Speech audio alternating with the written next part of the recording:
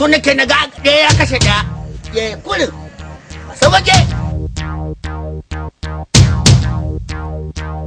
ko ba nan ya gidan atine ba ga hiba yaro salamu alaikum ko Fatima waye ne yawa ai na je gidan aka ce ba ta nan kin taho gidan atine daga can gida ba to abin da isa nake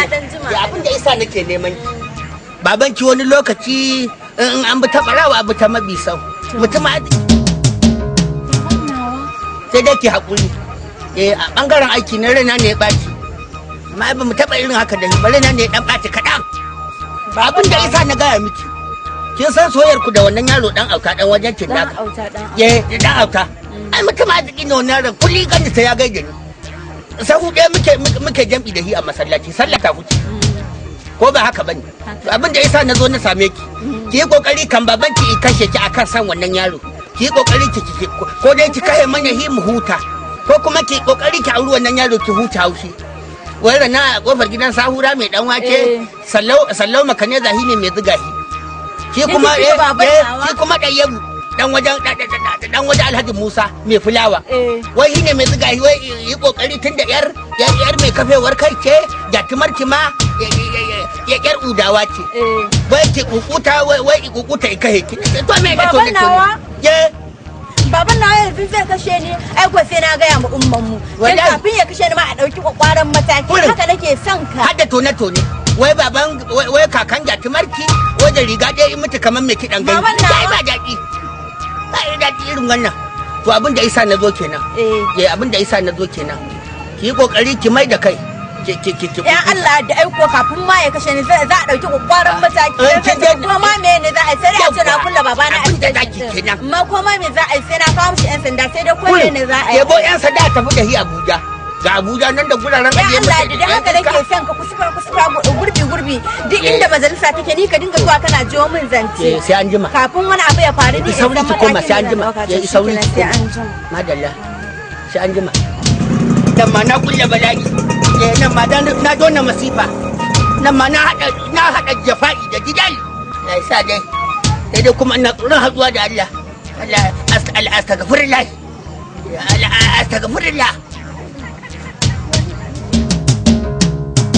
ko kuɗi bata bani ba kaga yanzu da aikin lada ne ko bata sallame ni ba ina da lada a wajen ubangiji amma yanzu ga ita bata sallame ni ba ga kuma can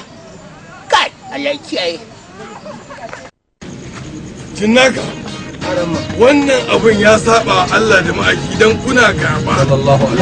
Ku gaban ku haramun ce, sannan kuma 'ya'yan kuma suna son junan su za su yi aure za ku gada musu gaba.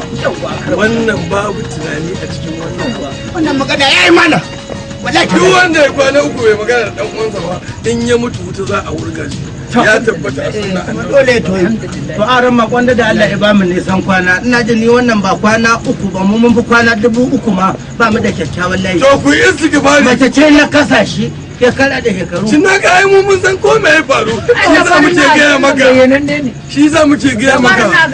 a sulhun ta ku ji tsoron Allah ai sa'ar ka daya inda Allah ya magama nagatar kawai ka sani a duniya ne kana son ka gane sanyi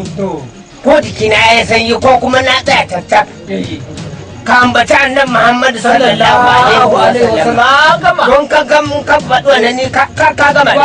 wannan magana da kai wada daga jirgin to ku yi musaba Allah ya gama yawa Allah a to arama bayan wannan ko ku dare ya su a ni na hakura ai to arama akwai wata shi wannan alhajin akwai yarinya amma na shaida ta rinu saboda haka yarinya kuma ta ga mutum a sannan ba sa su na to ya dai da shi alaji to alaji gashi ji duk bayanin da aka yi kuma na ji daɗin zuwa wannan gurin saboda duk abin da aka ce akwai maslaha a cikinsa an kori shi haka yake to dangane da maganar nan tawa yan nan abin da ta ci da abin da iyayenta suka ci sun ci halal na yafe mu kuma bayan haka daga bangaren amarya zuwa bangaren ango daga naira 1 zuwa miliyan 1 ni na dauki nauyi zan yi tsawon komai. Bukata ta za a wannan ita ma rina ta. Wannan babu komai. Jama'a babu komai. Alhamdulillah Allah saka da alheri. Allah ya muke. Alhaji mun gode Allah saka da alheri. Alhaji ne ma zan samu aure. Zan samu aure.